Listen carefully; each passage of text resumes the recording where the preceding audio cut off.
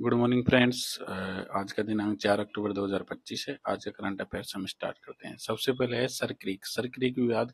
सबसे पहले आपको याद रखना है कि ये जो सर क्रीक विवाद है ना, कौन कौन से देशों के बीच में है। तो पहला है भारत और पाकिस्तान के बीच में है। भारत और पाकिस्तान के बीच में है। और जो सर क्रीक है ये गुजरात के कच्छ क्षेत्र और सिंध प्रांत के बीच में लगभग 96 किलोमीटर लंबी खाड़ी है जो अरब सागर में मिलती है। मतलब क्या है कि जैसे गुजरात का कच्छ क्षेत्र और सिंध प्रांत, इसके बीच में मतलब 96 किलोमीटर एक लंबी खाड़ी है जो अरब सागर में मिलती है। और ये क्षेत्र क्या रहता है, जैसे दलदली और जो ज्वारी प्रभाव वाला है। और यहाँ पानी का स्तर ज्वार भाटे के साथ बदलता रहता है, जैसे हाई टाइड लो टाइड, उस हिसाब से पानी का लेवल बढ़ता रहता है। और ये क्षेत्र सामरिक दृष्टिकोण से बहुत ही इम्पोर्टेंट है। तो इसमें क्या कर रहा है कि पाकिस्तान भी अपना क्लेम करता है कि नहीं, ये जो इंटरनेशनल बॉर्डर यहाँ से आना चाहिए। भारत भी अपना क्लेम करता है। तो भारत का कहना है कि दोनों देशों की जो सीमा है वो खाड़ी के बीच से होकर गुजरना चाहिए। भाई 96 लंबी जो खाड़ी है, तो भारत का कहना है कि जो भी जो इंटरनेशनल बॉर्डर वगैरह है, दोनों देशों की सीमा है ना, खाड़ी के बीच में से होकर गुजरना चाहिए। ये ऐसा भारत का दावा। जबकि पाकिस्तान का दावा क्या है कि जो ये सीमा है ना, खाड़ी के बीच में से नहीं, भारत की ओर ज्यादा रहना चाहिए, कि हमारा जो मतलब एरिया है वो भारत की साइड ज्यादा है। तो इसलिए इन दोनों देशों के बीच में विवाद है। तो ये विवाद 1965 के भारत पाक युद्ध के बाद से चला आ रहा है। इसे लेकर पाकिस्तान की मतलब और से उकसावे कार्रवाई की जाती रहती है। पर जो अपने लिए जो इम्पोर्टेंट है, बस इतना इम्पोर्टेंट है कि सर क्रीक विवाद भारत और पाकिस्तान के बीच में है। गुजरात का कच्छ क्षेत्र और सिंध प्रांत के बीच में 96 किलोमीटर लंबी खाड़ी है, अरब सागर में मिलती है। बहुत ही इम्पोर्टेंट है, आपको याद रखना है ना। नेक्स्ट है वर्ल्ड ग्रीन इकोनॉमिक्स समिट कहाँ हुआ है 2025 में। इतना इम्पोर्टेंट है नहीं, देख लीजिएगा एक बार। देश का पहला बाल विवाह मुक्त जिला। तो बाल विवाह मुक्त जिला बनाया है, तो कहीं ना कहीं इम्पोर्टेंट है ना। तो ये कहाँ पे है, बालोद छत्तीसगढ़ में। कहाँ पे है, बालोद छत्तीसगढ़ में। बहुत ही इम्पोर्टेंट है, क्योंकि जैसे कोई भी जैसे बाल विवाह मुक्त है या काफ़ी चीज़ें हैं, जैसे एजुकेशन में कोई 100% अगर कोई स्टेट बना है तो वो एग्जाम में आने की संभावनाएं ज़्यादा रहती है।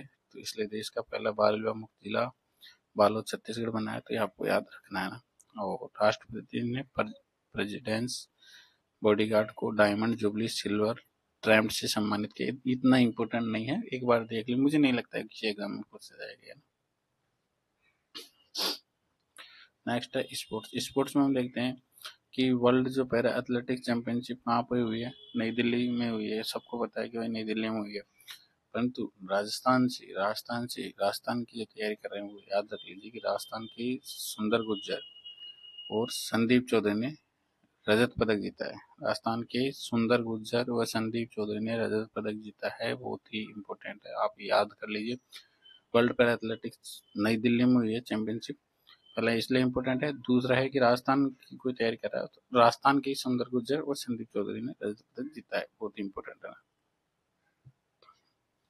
नेक्स्ट है प्रवासी राजस्थान मीट। ये कहाँ पे हुआ है, हैदराबाद में। और प्रवासी राजस्थान दिवस कब मनाया जाता है भाई, 10 दिसंबर को मनाया जाता है। कहाँ पे मनाया जाएगा, जयपुर में मनाया जाएगा ना। तो ये बहुत ही इंपॉर्टेंट है, आपको याद रख लीजिए। प्रवासी राजस्थान मीट कहाँ पे हुआ, 2025 का हुआ, हैदराबाद में हुआ ना। और ये तो और भी इम्पोर्टेंट है, वो चाहे पूछे नहीं पूछे पर इसके चांस ज्यादा है। राज्य का पहला जिराफ जोड़ा सज्जनगढ़ बायो पार्क उदयपुर में। फिर वापिस याद करवा देता हूँ। राज्य का पहला जिराफ जोड़ा सज्जनगढ़ बायो पार्क उदयपुर में लाया जाएगा। राज्य का पहला जिराफ जोड़ा सज्जनगढ़ बायो पार्क उदयपुर में लाया जाएगा। बहुत ही इंपॉर्टेंट है भाई। ये जो सैटेलाइट देख रहे हो ये क्या है भाई, जो ये सैटेलाइट देख रहे हो ये क्या है, आप बताइए मुझे। ये है Nisar.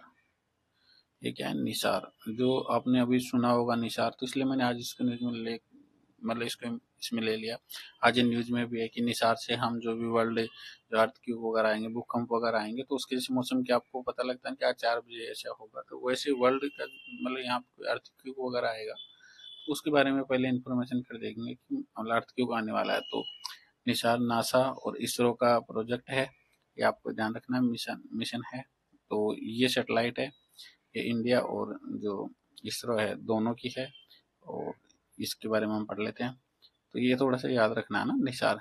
NASA ISRO synthetic aperture radar. Nisar का मतलब क्या था, एक तो नासा और इसरो दोनों ने बनाया है। तो निसार, निसार तो यहाँ से बन रहा है एन से और आई से, और ये सिंथेटिक अपर्चर रेडार है, ये आपको याद रखना है ना। और ये नासा और इसरो की दोनों की जॉइंट परियोजना है। और ये क्या है, इमेजिंग सैटेलाइट है। और इमेजिंग सैटेलाइट क्या रहता है कि कोई भी जैसे धरती का फोटो वगैरह लेंगे, सैटेलाइट से चित्र वगैरह लेंगे और उस प्रक्रिया को समझेंगे कि क्या हो रहा है ना। इसी धरती की प्राकृतिक प्रक्रियाओं को समझने के लिए रिमोट सेंसिंग इस्तेमाल किया जाएगा, ठीक है। और इसमें सिंथेटिक अपर्चर रडार, इसार, ये मतलब टेक्नोलॉजी वगैरह यूज ली जा रही है।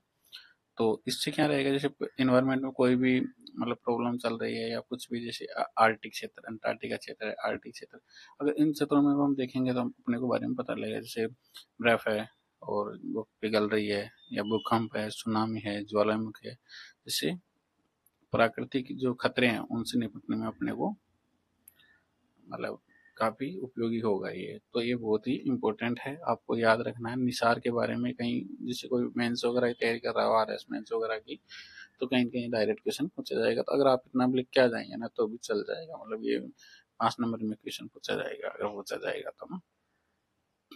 और इस पे पेलोड, पेलोड क्या होता है, कोई भी सेटेलाइट रहती है ना, उसके ऊपर ये मतलब एक तरीके से सिग्नल को जो रिसीव वगैरह करते हैं, ये जो पेलोड उसी काम के रहते हैं। जैसे एल बैंड है, ये है पेलोड। एल बैंड 24 सेंटीमीटर का है। तो ये इसको ये नाम है नासा, तो इतना याद नहीं करना है, नासा द्वारा बनाया गया। एस बैंड है जो इसरो द्वारा बनाया गया। बस इतना से याद रख लीजिए कि 2 पेलोड लगाए गए, एल बैंड में जो 24 सेंटीमीटर वाला नासा, और एस बैंड वाला ये इसके द्वारा लगाया गया पेलोड। तो किसी सैटेलाइट को लगाया जाता है ये ना। तो ये इतना इम्पोर्टेंट है, तो आपको याद रखना है। निसार क्या है, कभी भी कोई पूछे तो निसार के बारे में बता दीजिए कि ये अर्थ इमेजिंग सैटेलाइट है। अर्थ के बारे में आपको बताएगा कि धरती पे क्या है क्या नहीं है। जैसे धरती की फोटो वगैरह लेगा ये, और फिर उसको प्रोसेस करेगा और देखेगा कि क्या है क्या नहीं है। और जो अर्थ की प्रोसेस है उन सबको समझने में भी बहुत इंपॉर्टेंट है, तो ये आपको याद रखना है ना। इम्पोर्टेंट क्वेश्चन है कल की, जो हम रिविजन कर लेते हैं। महात्मा गांधी सेवा सम्मान 2025 का किसको दिया गया, बताइए किसको दिया गया। इतिहासकार रामचंद्र गुहा जी को दिया गया, इतिहासकार रामचंद्र गुहा जी को दिया गया है। बताइए 12वीं वर्ल्ड पैरा एथलेटिक्स चैंपियनशिप कहाँ पे हुई है, 12वीं वर्ल्ड पैरा एथलेटिक्स चैंपियनशिप कहाँ पे हुई है, दिल्ली में हुई है। तो और भारत पहली बार मेजबान था, बहुत ही इंपॉर्टेंट है। ये क्वेश्चन मैं पहले भी लिया था, आज फिर वापस ले रहा हूँ क्योंकि ये बहुत ही इंपॉर्टेंट है। 64वीं राष्ट्रीय ललित कला अकादमी पुरस्कार किसको दिया गया है, बताइए। 64वीं राष्ट्रीय ललित कला अकादमी पुरस्कार किसको दिया गया, डॉक्टर गिरिराज शर्मा और डॉक्टर कनुप्रिया, राजस्थान को। 64वीं राष्ट्रीय ललित कला अकादमी पुरस्कार डॉक्टर गिरिराज शर्मा और डॉक्टर कनुप्रिया जी, राजस्थान को मिला है। ये आपको याद रखना है, बहुत ही इम्पोर्टेंट है। देखिए मैं आपको फिर बोल रहा हूँ, हम जो पढ़ा रहे हैं आपने सुना, एक बार देखा और वो किया, उससे नहीं। आप इसका रिवीजन करो, जैसे मैंने कल पढ़ाया उसको कल पढ़ो, कल रिवीजन करो, आज जब मैं पूछता हूँ उसका रिप्लाई करो। तो मुझे ऐसे लगता है बेहतरीन तरीके से याद होगा। जैसे हम महीने के एंड में पूरे महीने का एक बार वो लेके आएंगे, पूरे महीने के कंपाइल वीडियो बनाएंगे पूरे महीने का, तो उसमें हम फिर रिवाइज कराएंगे। 3 बार रिवीजन हो जाएगा ना आपका, तो मुझे नहीं लगता कि आप भूल पाओगे।